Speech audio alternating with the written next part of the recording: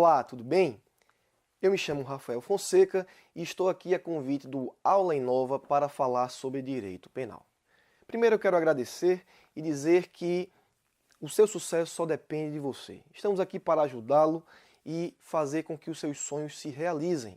Obviamente, tudo isso depende do esforço e espero que você lute como se tudo dependesse de você e acredite no Aula em Nova como se tudo também dependesse da gente. Ora, eu quero começar a falar sobre o direito penal e sobre a teoria da pena depois de você ter estudado toda a teoria do crime. Portanto, o conceito de fato punível a partir dos elementos da tipicidade, da antijuridicidade e da culpabilidade. Ora, quando Feuerbach, lá no século XIX, formulou o princípio do nullum crimen sine lege, nulla poena sine culpa, formulando, portanto, as bases iniciais do princípio da legalidade, nós começamos a entender que o correspondente para o crime seria a pena. Neste módulo, nós estudaremos toda a teoria da pena a partir deste conceito formulado por Feuerbach e depois de vocês terem estudado toda a teoria do crime lá no módulo de Direito Penal 1, que diz respeito à teoria do fato punível. Ora, para começarmos a falar sobre a teoria da pena, precisamos formular um conceito inicial do que é pena.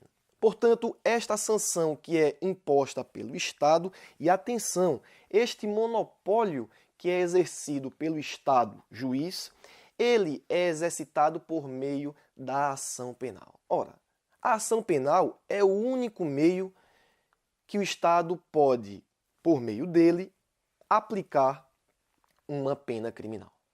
A finalidade, e aqui nós começamos a explicar melhor este conceito da pena, é a retribuição ao delito perpetrado e a prevenção aos novos crimes. Então comecemos a entender esta bifurcação, esses dois aspectos que estão aqui traçados como finalidades para o conceito de pena. Primeiro, o caráter retributivo da pena criminal.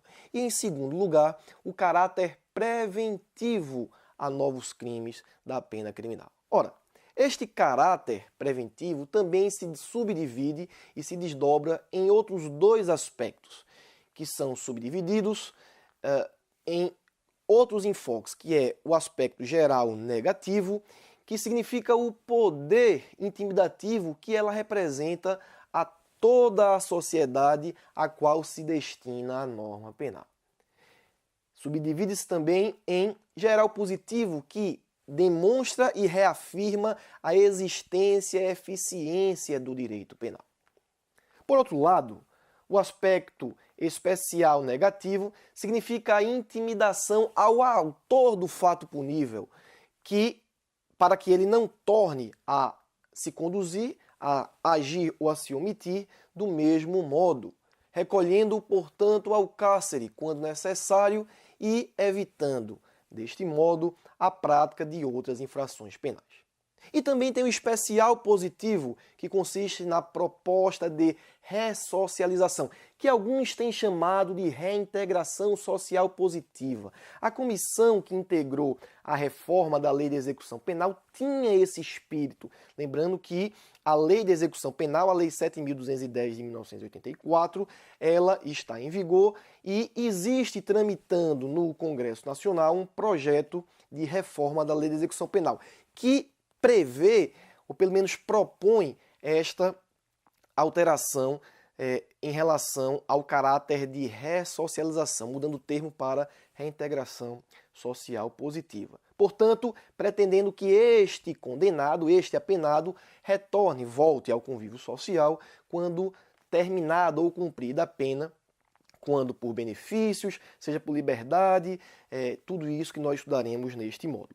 Portanto, para começarmos, depois de termos trabalhado este conceito de pena criminal, nós não podemos esquecer que estas controvérsias que existem no direito penal em relação aos conceitos e às finalidades, elas, como nós expusemos, acredita-se principalmente que é oriunda da própria finalidade multifacetada da pena criminal. Portanto, sem querer excluir aqui quaisquer aspectos, desde a retribuição até os diversos prismas, como nós já falamos até aqui, da prevenção. Pois bem, vamos começar a falar então do princípio ou dos princípios da pena criminal. Obviamente que alguns livros trarão outros princípios e se omitirão em relação a outros princípios, mas a nossa ideia aqui é trazer os aspectos gerais, os princípios que serão mais cobrados para vocês, sejam nas provas de concursos públicos, sejam em exames de programas de pós-graduação, ou seja, propriamente no seu estudo diário. O princípio da legalidade nos diz, como eu falei no início, em relação ao princípio da legalidade estritamente penal. E aqui eu faço menção, mais uma vez, ao brocardo formulado por Feuerbach, lá no século XIX, quando disse que não há crime sem lei anterior que o defina e nem pena sem prévia cominação legal. Ora, este princípio da legalidade da pena nos traz a significação de que não pode haver pena sem a prévia cominação legal. Lembrem-se, nulla poena sine praevia legis, está lá no artigo 5º, lá no inciso 39 da Constituição Federal.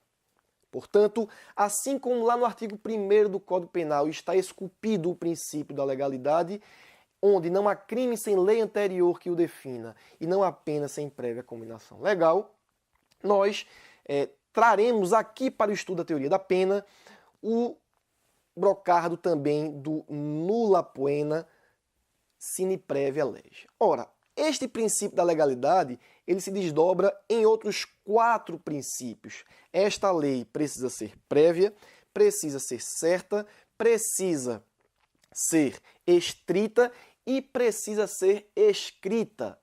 Esses 4 desdobramentos nos coloca, obviamente, diante da garantia de que não pode haver uma pena sem que haja uma cominação previamente descrita no preceito secundário do tipo. Então, quando o artigo 121 do Código Penal diz assim, matar alguém, e o preceito secundário prevê uma pena correspondente a quem tira a vida de outrem, nós estamos dizendo que esta pena ela está cominada ao crime e, obviamente, ela deve ser anterior ao fato porque a lei precisa ser prévia. Num segundo momento, nós falamos sobre a lei estrita. E aqui vai a interpretação que se dá da lei penal. A lei não pode ter uma interpretação extensiva.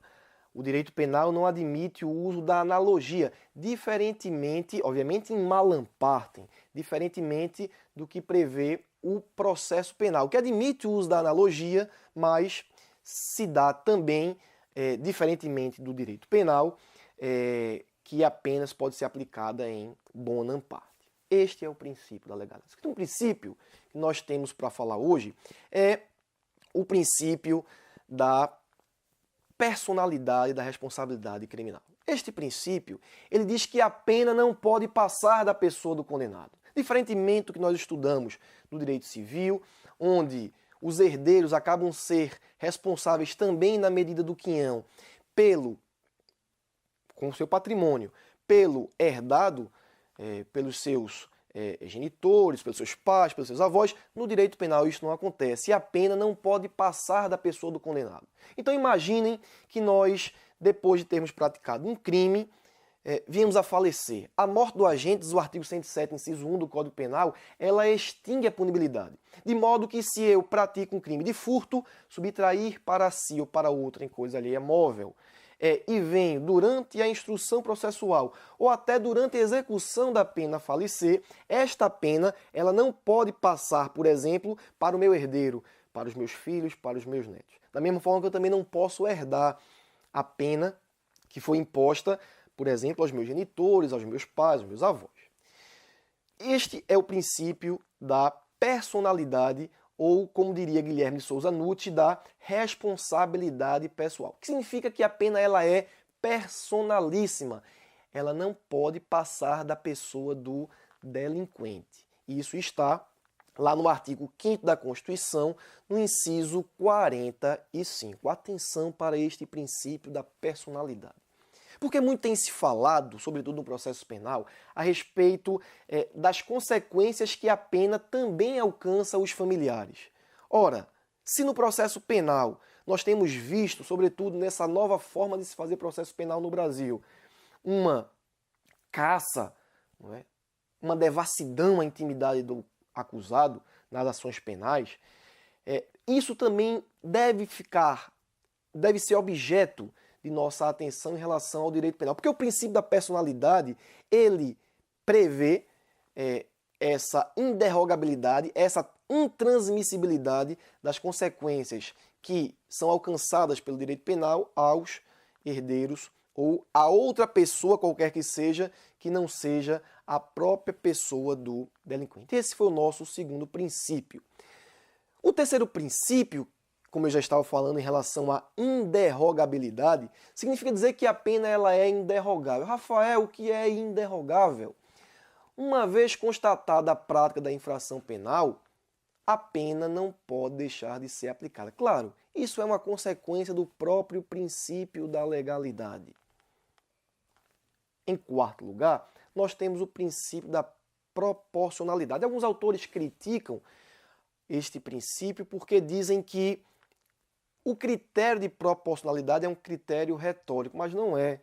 Porque quando nós formos falar aqui sobre dosimetria da pena, a aplicação do sistema trifásico proposto por Nelson Hungria, a partir do artigo 68, fixação da pena base, depois circunstâncias agravantes e atenuantes, e por fim, as causas de aumento e diminuição da pena, nós veremos que a proporcionalidade é um princípio que deve ser considerado na aplicação da lei penal. O que é que significa, Rafael, o princípio da proporcionalidade? Na teoria da pena, o princípio da proporcionalidade significa que a pena ela deve ser proporcional ao crime, portanto, tem que ser na exata medida, sem excesso de rigor e sem excesso de tolerância. O que isso quer dizer? Ora, é necessário que haja um equilíbrio entre a infração praticada e a sanção imposta. Isso está lá no artigo 5º, inciso 46 da Constituição Federal. E quando eu falo em proporcionalidade, nós temos que garantir, obviamente, depois do devido processo legal, falaremos aqui sobre o entendimento do STJ, sobre o STF, na consideração das circunstâncias preponderantes, não é? Das 8 circunstâncias judiciais que estão lá no artigo 59, e por que o magistrado ele vai fundamentar ou vai fixar a pena básica, é de onde parte a pena criminal, por exemplo, um crime de homicídio que prevê reclusão de 6 a 20 anos a partir de 8 anos. Como é que ele vai começar a partir de 8 anos e 6 meses? Ou a partir de 9 anos? Tudo isso deve ser considerado na proporcionalidade, que, repito, deve ser usado o brocardo, que não pode haver excesso de rigor, tampouco também pode haver o excesso de tolerância, para que haja uma razoabilidade em relação ao equilíbrio praticado ou que deu consequência à infração penal e a sanção a ele imposta. E por fim, para caminharmos para as conclusões dessa nossa primeira aula, que é importantíssima, temos que falar sobre o princípio da individualização da pena e o princípio da humanidade das penas. Ora, o princípio da individualização da pena demonstra que em cada delinquente, ou seja, em cada autor de fato punível, o Estado juiz deve estabelecer a pena na exata medida do merecimento, evitando, portanto, aquela pena padrão, não é? Nós estamos acostumados a ver algumas sentenças onde o magistrado não se debruça sobre o processo para, aferida a culpabilidade, aplicar a pena criminal. Portanto, aquelas sentenças padrões, onde o que existe, na verdade, é uma predisposição para condenar e depois de reconhecida a culpa, seja por meio das provas oriundas das testemunhas, da confissão, da prova pericial, o juiz chega até a pena criminal. E no momento em que ele aplica a pena, ele não se preocupa em adentrar propriamente em todas as circunstâncias. E isso fere de morte o princípio da individualização da pena. Ora, em cada delinquente, o Estado juiz deve estabelecer a pena exata e merecida, como eu disse, evitando-se, portanto, esta pena paradigma, esta pena padrão, não é? Que vem no fast food, como nós estamos acostumados a falar, dos julgados em alguns processos penais.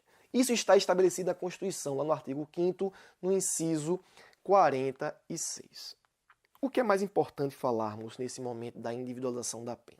Ora, Rafael, quando num processo penal nós temos a pluralidade de autores, mais de um autor, e os fatos se deram na mesma circunstância, eu vou tomar por exemplo aqui o crime previsto lá no artigo 288, o crime de associação criminosa, quando se reúnem mais de três ou mais pessoas, porque essa redação ela foi alterada. Nós não temos a exigência de 4 pessoas, como previa o crime de quadrilha, da expressão quadrilha, porque eram 4 autores. Nós temos o crime de associação criminosa. Este concurso de agente não pode importar numa pena padrão para os 3, ferindo, portanto, de morte o princípio da individualização da pena. Por quê? Imaginemos que um apenado tenha 19 anos na data do fato e outro tenha 22. Isso, por si só, já implica no reconhecimento da circunstância atenuante genérica a um acusado que possui menos de 21 anos e a outro não. Imaginem que numa ação penal um acusado confessa e o outro nega a autoria do fato delituoso. Ora, a confissão espontânea, diz lá no artigo 65, ela também é uma circunstância atenuante genérica que o juiz deve reconhecer na segunda fase de aplicação da pena criminal. Se o juiz aplica a mesma pena para um réu que confessou e outro que não confessou, da mesma forma que se ele aplica a mesma pena para um condenado que tem menos de 21 anos e outro que tem mais de 21 anos, ele está ferindo de morte o princípio da individualização da pena. Para concluirmos esse módulo a respeito do princípio da pena criminal, nós temos o princípio da humanidade. Ora, quando o Brasil veda a aplicação de penas insensíveis e dolorosas, isso está esculpido lá no artigo 5º, inciso 47 da Constituição, nós devemos respeitar a integridade física e moral do condenado. A pena criminal é um monstro infecundo que só sabe olhar para trás. Nós não podemos acreditar, e aí falaremos também um pouco sobre a teoria agnóstica da pena, na pena criminal como apenas uma retribuição pelo mal causado. Nós estamos aplicando uma aflição para alguém que praticou um fato punível, reprovável, mas o princípio da humanidade das penas veda, por exemplo, as penas de banimento, as penas cruéis, as penas de caráter perpétuo, a pena de morte, com exceção do artigo 84, lá da Constituição, nos casos de guerra declarada. Pois bem, essas vedações de pena de morte, de pena de banimento, de penas cruéis, de penas de caráter perpétuo, elas são uma decorrência do princípio da humanidade das penas. Pois bem, caminhando, portanto, para as espécies de pena, nós não podemos esquecer que esses princípios construídos lá na Constituição Federal de 1988, eles dizem respeito a garantias que os súditos possuem mediante o direito penal, mas também do direito penal. Portanto, são garantias que estão protegidas e tuteladas pela Constituição e que são fruto de lutas históricas e de muitas coisas que vieram a trazer para a nossa Constituição este objetivo que é a pena criminal. Pois bem, para começarmos a falar, portanto, de espécies de pena, e eu vou falar na próxima aula sobre as espécies de pena, é preciso dizer que quando o artigo 32 do Código Penal faz menção àquelas 3 espécies de pena, ele está se referindo Portanto, as consequências que estão previstas no preceito secundário do tipo penal, quando ali está descrita a pena privativa de liberdade ou a pena de multa, ou às vezes a própria pena restritiva de direitos.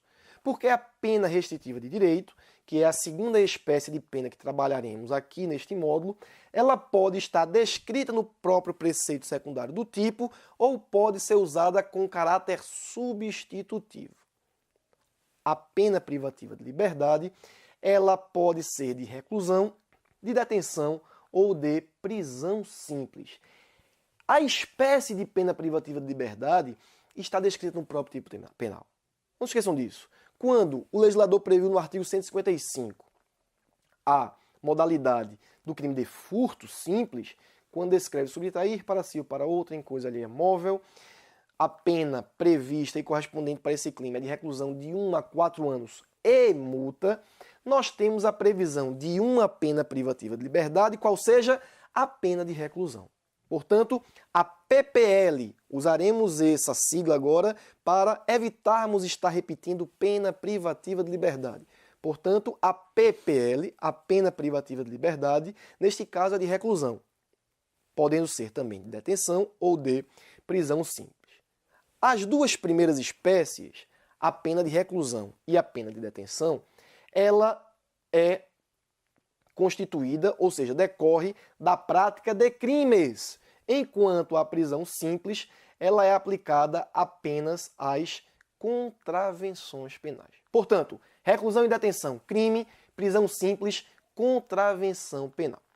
A segunda espécie de pena, descrita lá no artigo 32 do Código Penal, são as penas restritivas de direitos.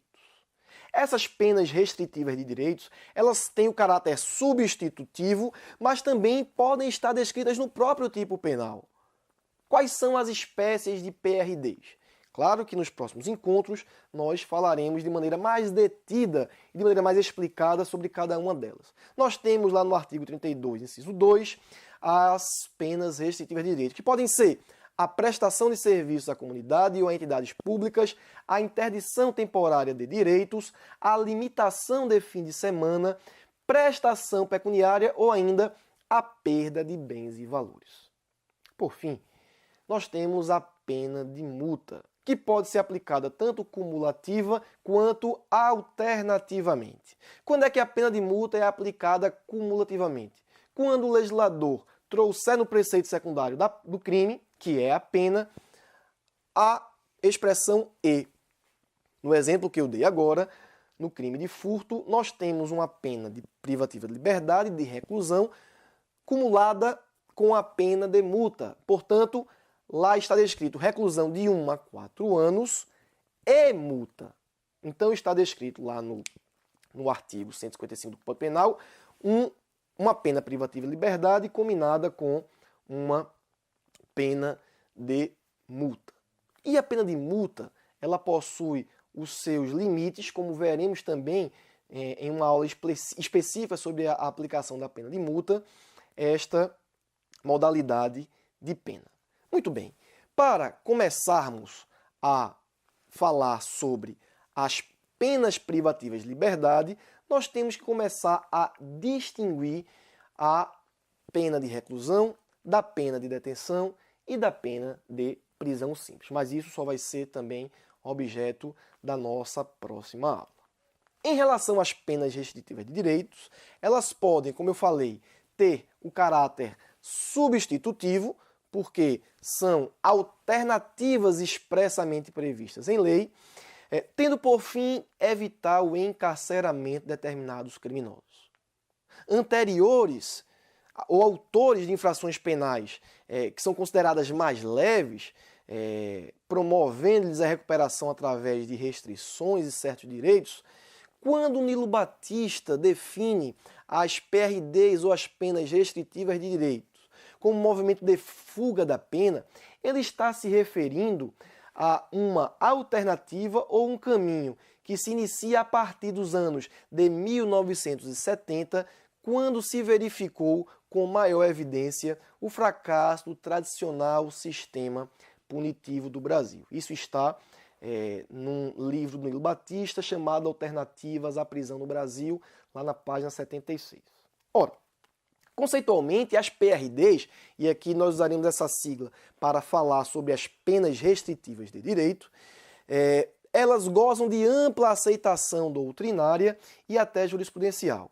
Por que essa aceitação? Porque na prática o que se vê é a literal pobreza de penas alternativas efetivas.